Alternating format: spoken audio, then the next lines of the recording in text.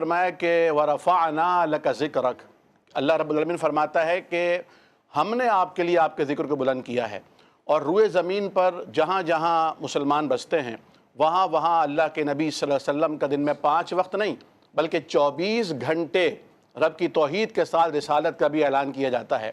वो अज़ान की सूरत में हो, दुरूद शरीफ की सूरत में हो, नमाज की सूरत में हो। और एक मुसलमान की ज़िंदगी का हर दिन, हर लम्हा, सुबह और शाम रबीउल अव्वल होती है।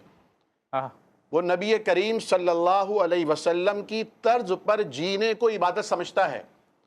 वो सोता है तो नबी करीम सल्लल्लाहु अलैहि वसल्लम की सुन्नत की इत्तिबा में दाहिनी करवट सोता है, मसनून अज़कार पढ़कर सोता है। वो सुबह को उठता है तो सबसे पहले वो सुनन महजूरा जिन्हें छोड़ दिया गया है वो अपनी आँखों को मलता है कि सरकार दो आलम सल्लल्लाहु अलैहि वसल्लम इस तरह अपनी आँखों को मल कर नींद को भगाया करते थे। और फिर वो दुआएं पढ़ता है सुबह को उठने की, वो तहज्जुद के लिए उठता है, वज़ू करने के लिए जाता है। तो नबी करीम सल्लल्लाहु अलैहि वसल्लम को अल्लाह ताला ने एक रहबर बनाकर, रहनुमा बनाकर भेजा था। और अभी अल्लामा साहब फरमा रहे थे कि नबी करीम सल्लल्लाहु अलैहि वसल्लम को रहमान ने, रहीम ने, अरहमुर राहिमीन ने रहमत आलम बनाकर नहीं भेजा बल्कि रहमतल लिल आलमीन बनाकर भेजा। और देखिए नबी करीम लेकर के आए थे, अल्लाह के मैसेंजर थे, अल्लाह के पैगम्बर थे, अल्लाह के रसूल थे, रसूलों में सबसे आला अफजल तरीन थे, उनके इमाम थे, सैयद और सरदार थे। लेकर के आए थे, शरीयत लेकर आए थे, अल्लाह ताला का कुरान लेकर आए थे, उस कुरान की तफसीर लेकर आए थे।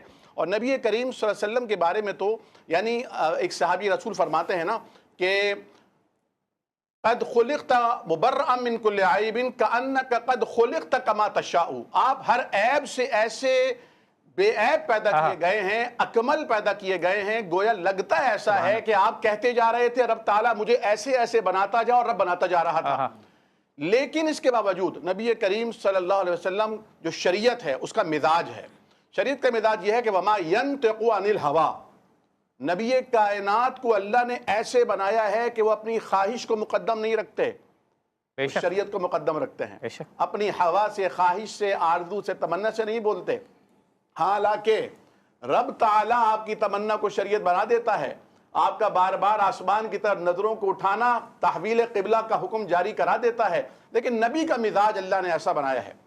तो जब नबी शरीयत लेकर आए और रहमतल लिल आलमीन बनकर आए तो इसका मतलब ये हुआ कि वो शरीयत कायनात के लिए, कायनात के हर गोशे के लिए, हर सनफ के लिए, हर जिन्स के लिए रहमत है। शरीयत का हर हुक्म रहमत है। आज मैं 2 दिन पहले पढ़ रहा था कि हाथ से जब हम निवाला बनाते हैं या खाना खाते हैं तो वो जो ग़िज़ा हम अपने अंदर इंटेक करते हैं वो ज़्यादा जल्दी डाइजेस्ट होती है बनस्बत के हम स्पून यूज़ करते हैं। क्यों? क्योंकि जब हम हाथ से उस चीज़ को पकड़ते हैं तो हाथ के ज़रिए से, लम्स के ज़रिए से दिमाग को ये मैसेज जाता है कि अब ये खाना आने वाला है। जब हम हाथ से लुक़मा बनाकर अपने दहन में रखते हैं और वो उसको लुआब पहले से ही, हमारा जो लुआब है जो उसको डाइजेस्ट करने में एंजाइम्स हैं वो दिमाग पहले से रिड्यूस कर देता है और उनको यानी जारी कर देता है। तो शरीयत के हर हुक्म में रहमत है, पहली बात तो ये।